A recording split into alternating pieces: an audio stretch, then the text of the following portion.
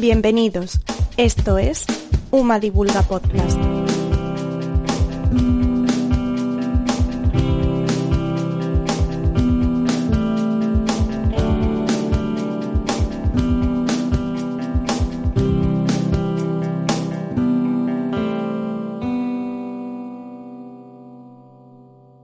Bienvenidas y bienvenidos a Uma Divulga Podcast.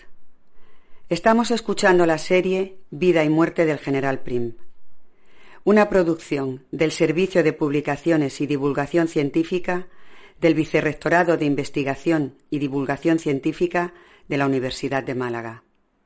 La serie cuenta con la colaboración de la Fundación Española de Ciencia y Tecnología y del Aula Torrijos de Valores Constitucionales de la Universidad de Málaga. Esta entrega, titulada Vida y muerte del General Prim, está coproducida por la Cátedra Jean Monnet en Democracia Parlamentaria, financiada por la Comisión Europea en la Universidad de Deusto. Desde Málaga y para el mundo, Vida y muerte del General Prim. Capítulo cuarto. Prim, gobernante y hacedor de reyes. 1868-1870. Nada más entrar en Madrid los ejércitos revolucionarios, se forma un gobierno provisional presidido por Serrano, en el que Prim es ministro de la guerra. Tiene que hacer frente a dificultades de orden público. Hay motines carlistas y revueltas en Cuba instigadas por los Estados Unidos. Los movimientos republicanos han cogido mucha fuerza de la mano de políticos como Castelar, Salmerón o Pi y Margall. Y además surgen las primeras huelgas obreras impulsadas por anarquistas y socialistas. Querida madre, perdone que haya tardado en escribirle. Desde que me instalé en Madrid apenas he tenido tiempo de respirar. Vivo en Capitanía General, en unas dependencias amplias y muy bien asistidas por tropa y por oficiales. Paquita y los niños se han hecho bien a esto. Yo creo que usted debería venirse a Madrid. Se han terminado los exilios y las incertidumbres. Nada malo puede pasar ya. Acá estará debidamente atendida y podrá ver a sus nietos. Piénselo. No sé cuándo podré ir a verla. Seguramente me presentaré a las elecciones por Reus, así que iré por allí a hacer campaña. Ya la avisaré. Cuídese mucho. Hijo mío, he sabido de ti más por la prensa que por las pocas cartas que me has ido enviando.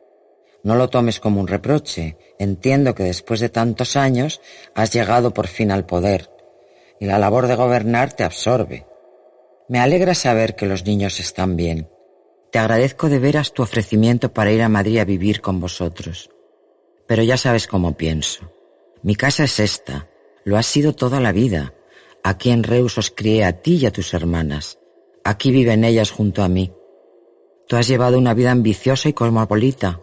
Yo no. Apenas he ido 1 o 2 veces a Barcelona. A mis años y con mis achaques no me adaptaría a vivir en Madrid.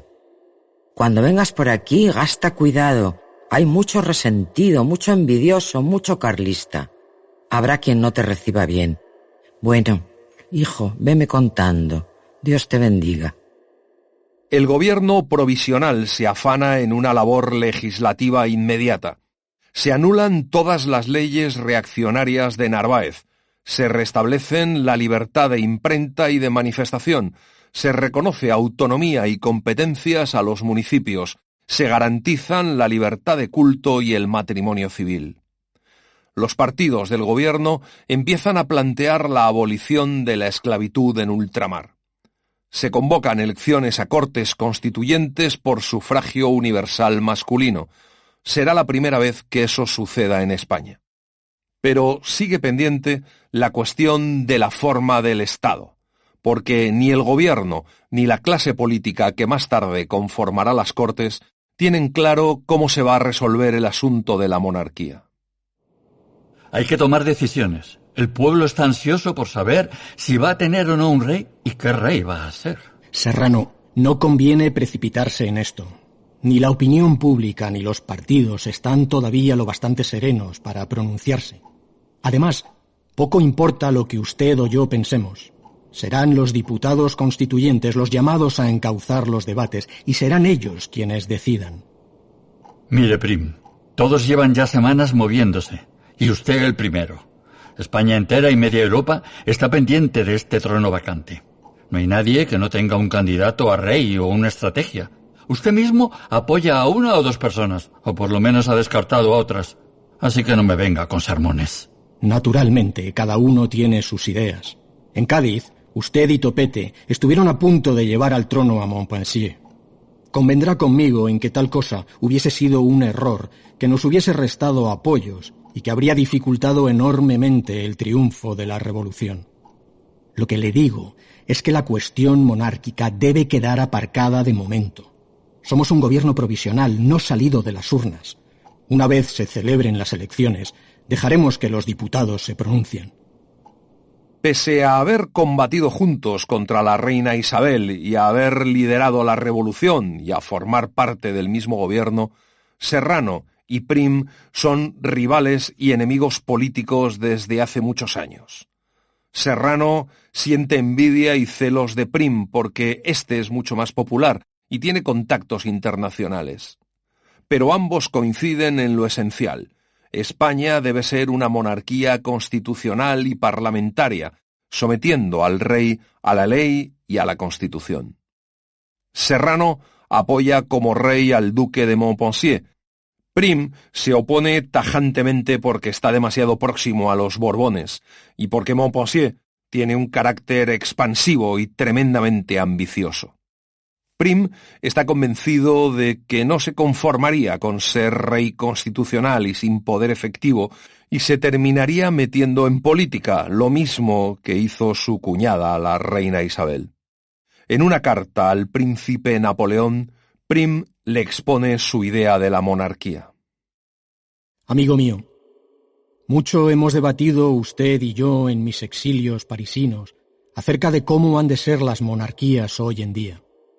Usted y su primo, el emperador, han tenido la fortuna de poder combinar linaje y democracia. Bueno, más de lo primero que de lo segundo. Pero en mi país las cosas son distintas. Y en todo lo que llevamos de siglo los Borbones no han querido otra cosa que perpetuar el absolutismo, ignorando las nuevas ideas democráticas. Me he propuesto que esa dinastía no reine más en España. Y no solo eso.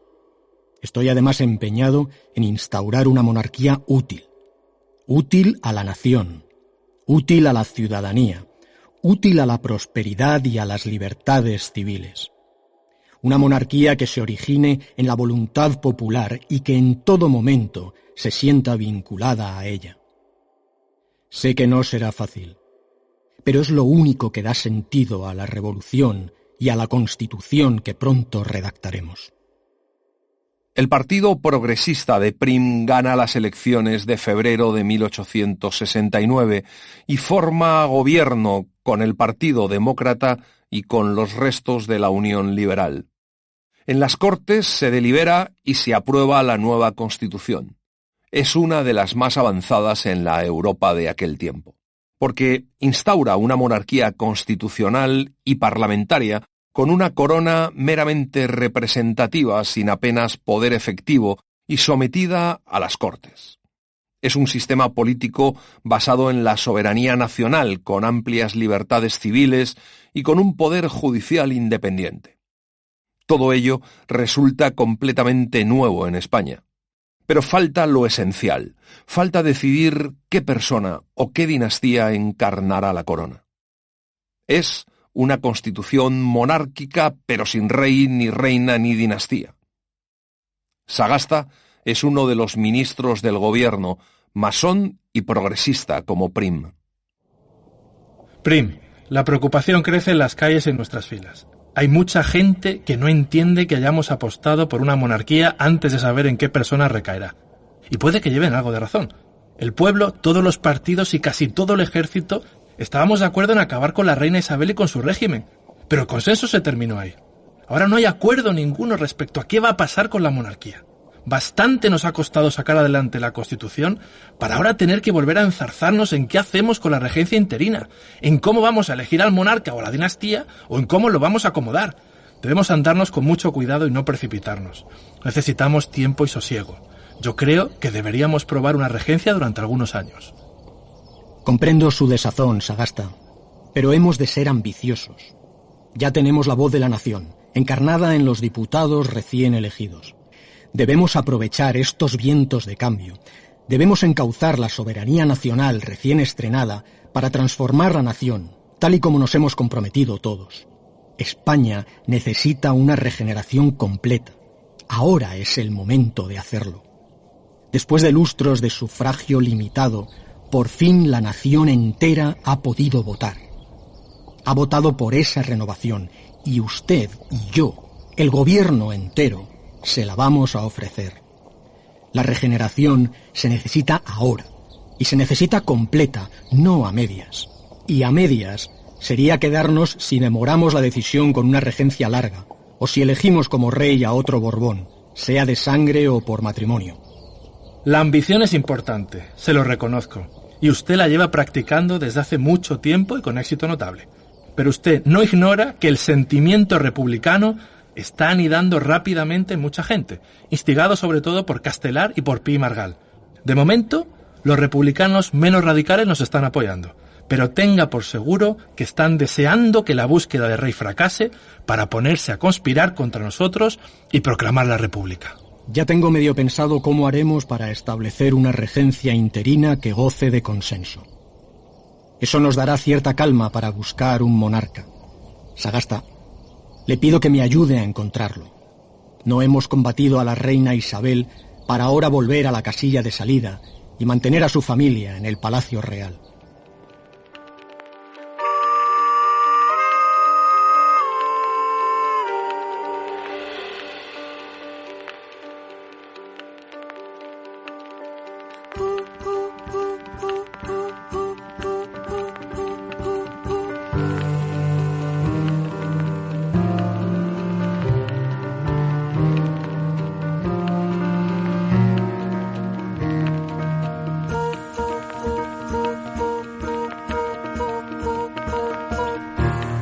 Una vez aprobada la Constitución, en junio de 1869, Prim convence a Serrano de que acepte ser regente y le ceda el puesto de presidente del gobierno. Aun sabiendo que ello le aleja del poder, Serrano accede porque cree que desde la regencia podrá seguir apoyando a su candidato, el duque de Montpensier, y también porque si lo de Montpensier no sale adelante, piensa que Prim fracasará en la búsqueda de otro monarca y tendrá que dimitir, y entonces se habrá librado de su principal rival político. Señor duque, le ruego que no se ande con rodeos y me diga qué es lo que desea usted. Me esperan en el Congreso. Prim, le agradezco mucho que haya atendido mi ruego viniendo a mi casa. Seré breve. Usted y yo hemos servido a la misma causa de la libertad. La revolución que nació en Cádiz hace un año, la pagué yo. Empeñé mi dinero por España. Y ahora me dicen que algunos me tienen vetado y me quieren fuera de la vida pública. No será usted de esos, ¿verdad? Mire, Montpensier, hablemos claro. Usted tiene derecho a postularse para ser rey, o incluso a postular a su señora esposa para que lo sea ella, y usted quedarse como rey consorte. O sea, mandar como rey en la sombra.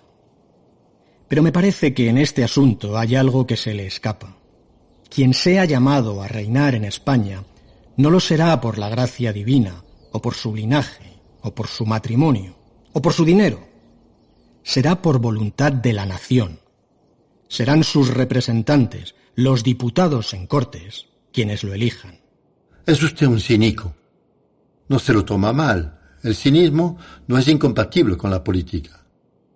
Todo el mundo sabe que una vez apartado Serrano del gobierno, es usted quien va a elegir el futuro rey. Y su partido votará a quien usted diga. Por eso le he pedido que venga, para ir los dos de la mano. A usted le conviene un rey con respaldo popular y con linaje adecuado. Yo, linaje, no tengo uno, sino dos. Uno por matrimonio con la infanta de España y otro por ser hijo del rey de Francia.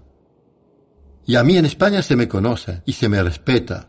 El pueblo me apoyaría. Además, conozco la monarquía constitucional. pues mi padre la practicó. Créame que le agradezco su sinceridad. Yo sé lo que me conviene, y si me lo permite le diré, como diputado y como presidente del gobierno, que también sé lo que le conviene a la nación, y obraré en consecuencia. Ahora me tengo que ir al Congreso. Acompáñeme si lo desea. ¿Le interesaría a usted dedicar menos tiempo a intrigar y a comprar voluntades, y más a exponerles abiertamente a sus señorías los diputados cuál es su idea de España? Ellos serán quienes, llegado el momento, tendrán que darle el voto para ser rey, o negárselo. A comienzos de 1870, la situación se complica.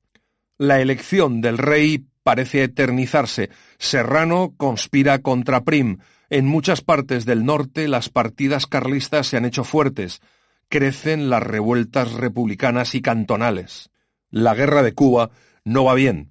Está costando mucho dinero y bastantes jóvenes se niegan a embarcar para ir a combatir. Entre grandes críticas, Prim suspende las garantías constitucionales. Comienza a funcionar una especie de policía secreta del gobierno llamada Partida de la Porra, que reprime con violencia cualquier disidencia en la prensa o en los partidos. Prim y su gobierno tienen mayoría en las Cortes y se apoyan en la masonería, en gran parte del ejército y en la nueva burguesía mercantil. Pero todo eso empieza a no ser suficiente. Señores diputados, bien saben ustedes que la Constitución está todavía echando a andar. Denle tiempo. Las circunstancias del país son delicadas. Nuestros soldados combaten en ultramar y también en casa contra los enemigos de la nación. Es el momento de apoyarles, no de dificultar la tarea de quienes desde el gobierno les mandamos. Sí, sílvenme y patalén, pero al hacerlo le ponen la cosa en bandeja a los carlistas, a los borbones, a los mambises, a los anarquistas. Y en cuanto a la cuestión de la corona, y ya que el señor Paul me lo acaba de preguntar, le contestaré sin titubear que la dinastía de los Borbones no volverá a reinar en España jamás, jamás, jamás. En el mes de marzo se produce un acontecimiento que aclara las cosas en la cuestión monárquica. El infante Enrique de Borbón, duque de Sevilla y sobrino de Fernando VII, publica en la prensa de Madrid un artículo ofensivo contra Montpensier. Este le reta en duelo y en el intercambio de disparos el infante Enrique resulta muerto. Montpensier sale victorioso del lance, pero el escándalo es mayúsculo. Haber matado a un Borbón español le desprestigia y le resta casi todas las posibilidades de ser elegido rey. Prim lo tiene muy difícil. Por un lado, quiere asentar una monarquía parlamentaria y constitucional, que es un sistema que nunca ha funcionado en España. Y por otro lado, necesita encontrar, para ser rey, a una persona o a una dinastía que no tenga que ver con los Borbones y que sea aceptada por las potencias europeas. Además, topa con la oposición de muchos sectores. Prim se ha ganado muchos enemigos en Madrid. Está acabando con el sistema clientelar borbónico del que han vivido la corte, los banqueros y muchos políticos, y todos ellos le odian. El sufragio universal ha enfadado a muchos caciques y terratenientes que ven su poder amenazado. Ante la inminente abolición de la esclavitud, los dueños de las haciendas en Cuba y Puerto Rico financian campañas contra el gobierno. En septiembre, la policía desbarata un complot para asesinar a Prim. Juan, el ambiente está muy raro. Me llegan rumores de conspiraciones, de planes para derribar al gobierno, de que Serrano anda maquinando algo. Sí, querida. Casi todo el mundo anda enredando. Déjales. El gobierno tiene apoyos parlamentarios de sobra y no va a desviarse un milímetro de su tarea. Ya. Lo mismo dijeron O'Donnell, Madoz, Istúriz, y a todos les terminaron echando o tuvieron que dimitir. En este país, tener apoyos parlamentarios se conoce que no vale nada, y lo que vale es el complot o la violencia. Acuérdate del atentado contra Narváez y que la reina Isabel la quiso matar al cura Merino. A ti te puede ocurrir lo mismo. Mujer, no lo tomes a la tremenda. En cuanto encontremos a un rey, todo quedará pacificado. No hay de qué preocuparse.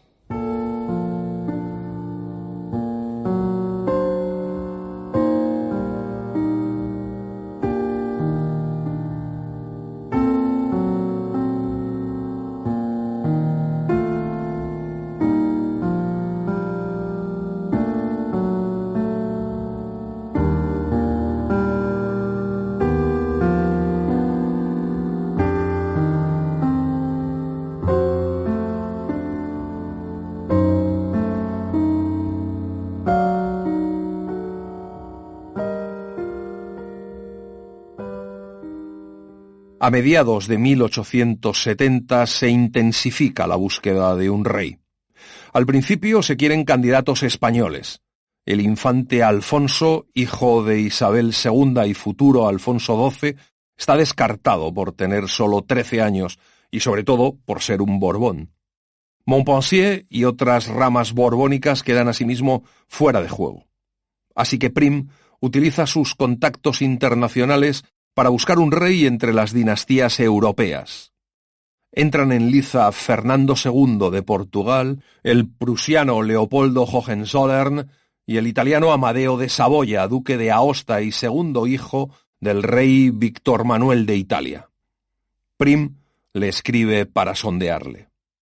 Alteza Real, le escribe el general Juan Prim, presidente del Consejo de Ministros de España.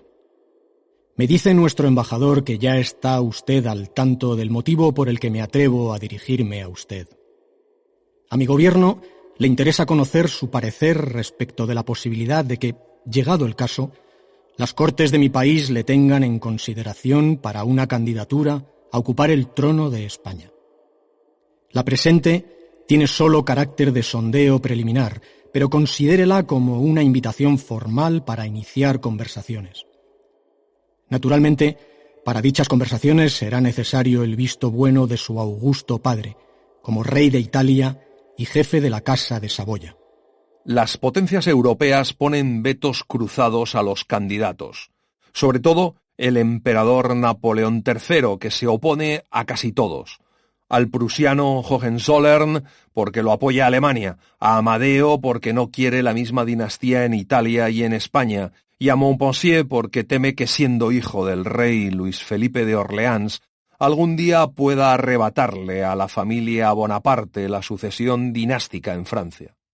Pero el 2 de septiembre de 1870, Napoleón III es destronado por los alemanes que, con la derrota de Francia y la unificación del país, pierden interés en su candidato.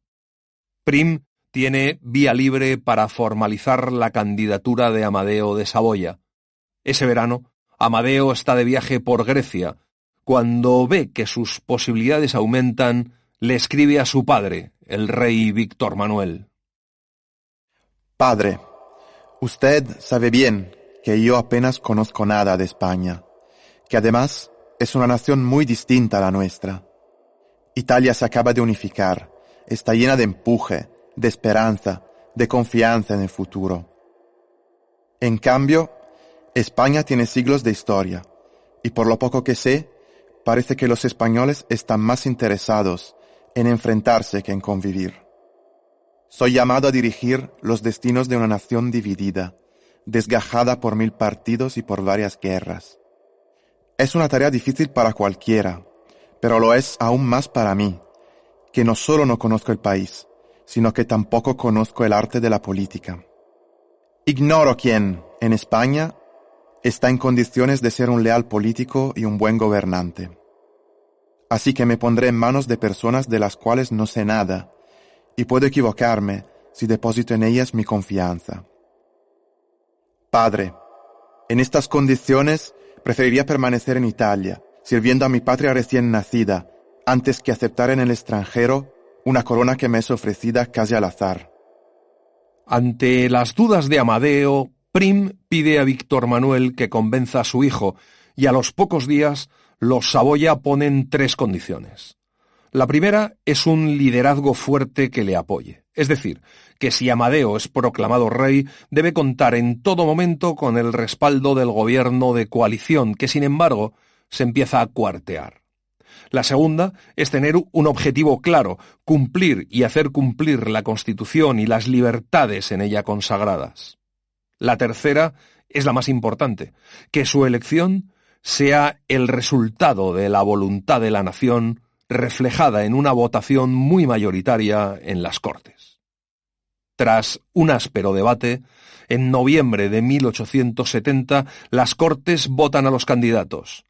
Amadeo arrasa, obtiene 191 votos. En segundo lugar queda la República con 60 votos. A Montpensier le votan 22 diputados. Cánovas es el único que defiende la solución legitimista.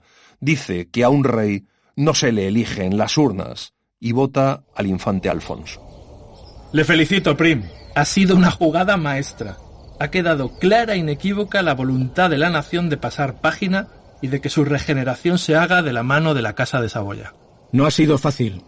Usted, Sagasta, y los demás ministros conocen las dificultades que he pasado. Le agradezco su ayuda. Ahora tenemos que preparar la venida del nuevo rey, votar el presupuesto para la Casa Real, acondicionar el palacio, buscar personas de confianza que le rodeen, damas de compañía para la reina. Hay otra cosa. Como ministro de la Gobernación debo prevenirle de algo. La policía me informa de que se ha vuelto a poner en marcha la conspiración que quiso atentar contra usted el pasado septiembre. Desde ahora mismo le doblaremos la escolta. Nada de eso. Sería visto como una debilidad ante el chantaje. Debo insistir. Si usted lo prefiere, le protegerán militares en lugar de policías e irán disimulados. Pero no permitiré que vaya usted sin protección. Ya veremos. Pero si he de ir escoltado, nunca será dentro del hemiciclo, ni tampoco cuando entre o salga, ni siquiera en las calles próximas. El Congreso es la sede de la soberanía, y dejarme ver por los diputados, custodiado por la policía, sería un insulto hacia ellos y hacia la nación. La elección de Amadeo no ha calmado los ánimos. Con todo organizado para recibir al nuevo rey en el puerto de Cartagena, en la tarde-noche del 27 de diciembre, a Prim le tienden una emboscada al salir del Congreso. Está nevando y apenas hay gente por la calle. Prim y 2 ayudantes suben a un carruaje para ir a la sede de la presidencia del gobierno, en el Palacio de Buenavista, que dista apenas 300 metros. Van sin escolta y al doblar la calle del Turco, hoy calle Marqués de Cubas, otra berlina le corta el paso y aparecen 6 hombres que acribillan el carruaje a balazos. Prim queda malherido en el hombro y en la mano. Su carruaje consigue pasar y en apenas 2 minutos llega a Buenavista y los médicos se aprestan a atender al herido. 3 días después, Juan Prim muere a causa de las infecciones causadas por las heridas. Mientras se realiza la autopsia, Francisca reúne fuerzas para escribir a su madre. Me han matado a Juan, mamá. Me figuro que la noticia ya habrá salido en la prensa francesa. Lo balacearon saliendo del Congreso. Han acabado con él. Y conmigo también. Estuvo 2 días muy grave y los médicos pensaron que lo salvarían. O eso me decían. Quién sabe si me engañaban. Pero se murió mientras le cambiaban los vendajes. Apenas podía alcanzar a entender sus últimas palabras. Estaba delirando por la fiebre. Usted también enviudó muy pronto, pero no de esta manera tan horrorosa. Acá casi todo el mundo parece saber quién lo mató, pero disimula, no tienen miedo. Todos son murmuraciones. Al querer limpiar España, Juan se hizo muchos enemigos. Había harta gente a quien le convenía que desapareciese. Y lo peor es el que estaba prevenido, era él, pero no hizo caso de quienes le avisaron. A mí no me cuenta nada. Soy la primera dama, pero me siguen considerando una extranjera y me dejan de lado. ¿Quiere usted creer que nada más morir Juan me dejaron completamente sola, sin compañía ni alivio? Solo acudió al cabo de varias horas Céspedes el secretario de la embajada mexicana. No sé qué haré ahora. Tal vez el gobierno disponga una pensión para mí. Estos españoles van a terminar todos matándose unos a otros. El rey Amadeo llega a Madrid al día siguiente, y lo primero que hace es visitar la capilla ardiente de Prim. Se ha quedado sin su principal apoyo, en realidad sin su único apoyo. Al nuevo rey casi todo el mundo le esquiva y pocos en la nobleza aceptan formar parte de la corte. En esas condiciones, su reinado está lleno de dificultades y renuncia al cabo de 2 años, dando paso a la República. Termina así el principal intento de regeneración constitucional y democrática de la España del siglo XIX. En cuanto al atentado, después de una investigación que ocupa 18.000 folios, apenas se saca nada en claro. Se condena a unos pocos matones a sueldo. Contra el principal acusado, el diputado radical republicano José Paúl y Angulo, no se pueden reunir pruebas concluyentes y sale absuelto. Hay clamorosas negligencias de la policía y, sobre todo, sospechas fundadas de que detrás del asesinato está el regente Serrano, así como Montpensier, y tal vez también algunos esclavistas cubanos.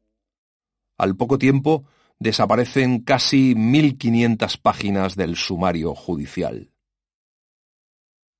El asesinato de Prim fue entonces, y aún sigue siendo, uno de los grandes enigmas de la historia de España.